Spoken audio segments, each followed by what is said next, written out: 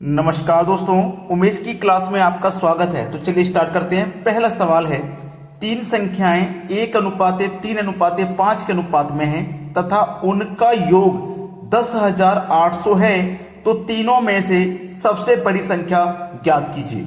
देखिएगा, तीन संख्याएं आपके पास, तो ये पहली संख्या हो गई, ये आपके पास दूसरी संख्या हो गई और ये आपके पास तीसरी संख्या हो गई। ठीक है, तीनों संख्याओं का अनुपात है 1:3:5।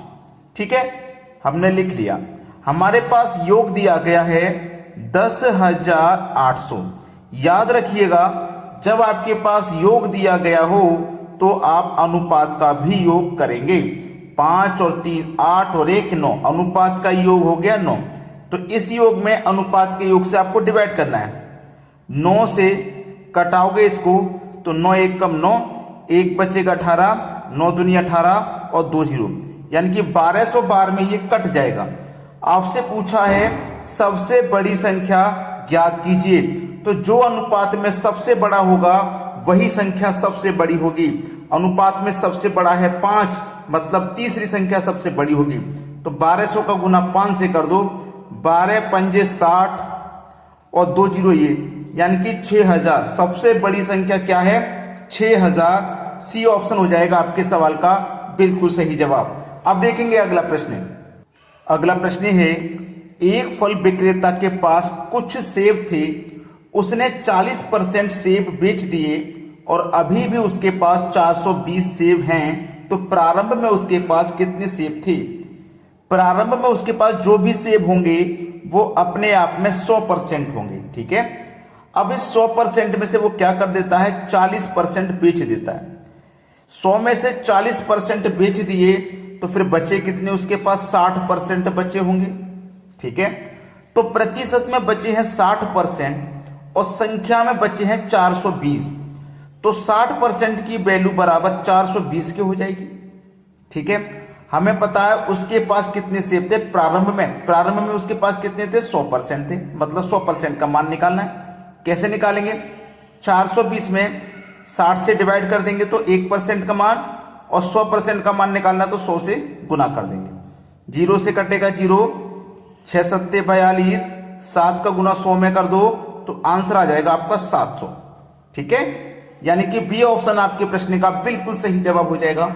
अब देखेंगे अगला सवाल।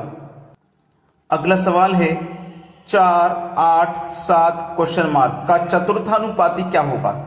यानी कि तीन संख्या तो आपके पास हैं, चौथी संख्या आपको नहीं पता। तो जो तीन संख्या पता है वो क्या क्या है? ए, बी और सी। क्योंकि चतुर्थानुपाती जब आप निकालते हो ना, चतुर्थानुपाती निकालते हो तो इसका फॉर्मूला होता है बी सी बटे में ए। ठीक है, अब बी हमारा कितना है? 8 लिखो, सी हमारा 7 है, 7 लिखो, ए हमारा 4 है, 4 लिखो। 4 से 8 कट जाएगा 2 बार में, और 2 का गुना 7 से कर दो तो आपके सवाल का सही जवाब आ जाएगा 14। ये क्या हो जाएगा? बिल्कुल सही जवाब सी ऑप्शन। अब देखते हैं अगला प्रश्न। अगला प्रश्न है, a बराबर 2b बराबर 3c है, तो a अनुपात b अनुपात c क्या होगा? बहुत अच्छा सवाल है, ध्यान से देखना। यहां पे देखो, एक a है, 2b है, 3c है। ये क्या है? एक ए, तो एक यहां साइलेंट है, जब कुछ नहीं है तो यहां पे एक होगा। अब देखो मैं यहां पे ए लिखूंगा। अब मैं जब बी को देखो बराबर के इधर लाऊंगा तो ए के बटे में बी हो जाएगा। इधर क्या बचा? 2। ठीक है, एक को इधर लेके जाऊंगा तो 2 के बटे में 1 आ जाएगा। बिल्कुल ऐसे ही देखो, इस बी को लिखूंगा मैं, सी को इधर लेके जाऊंगा तो बी के बटे में सी, इधर बचा 3, 2 को इधर लेके जाऊंगा तो 3 के बटे में 2। अब हमें ए बी सी का मान बताना है। ए अनुपाते बी अनुपाते सी। ए का मान देखो कितना है? 2 है, 2 लिखेंगे। बी का मान 1 है, 1 लिखेंगे।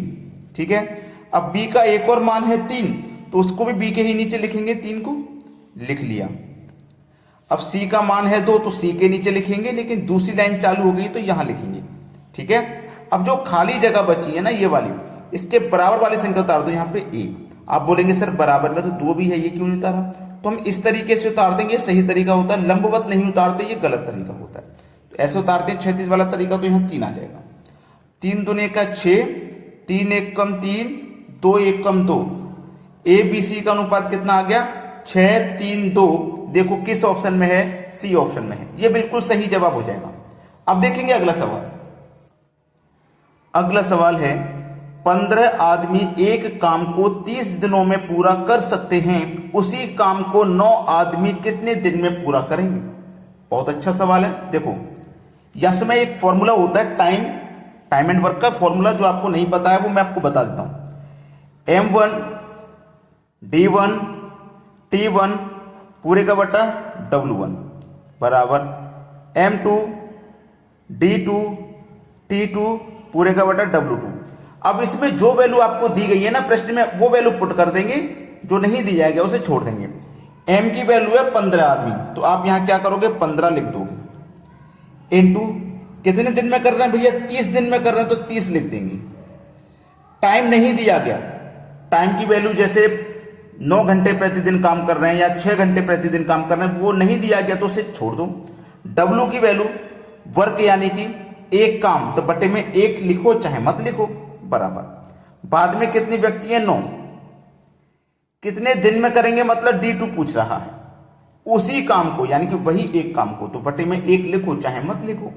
अब इसको कटा लेना है, आंसर आ जाएगा, बस कुछ भी नहीं है प्रश्न में, कटा लो भाई। 3 तिया 9, 3 पंजे 15, 3 से 30 कट जाएगा 10 बार में, 10 का गुना 5 से कर दो तो 50, और इधर क्या बचा D2। तो कितने दिन में करेंगे भाई 9 आदमी, 50 दिन में करेंगे। बी ऑप्शन आपके सवाल का बिल्कुल सही जवाब आ जाएगा। अगर आपने वीडियो को अभी तक लाइक नहीं किया है तो लाइक कर दें, और यदि शेयर नहीं किया है तो भैया सभी बच्चे वीडियो को शेयर भी कर दें। ठीक है दोस्तों, धन्यवाद।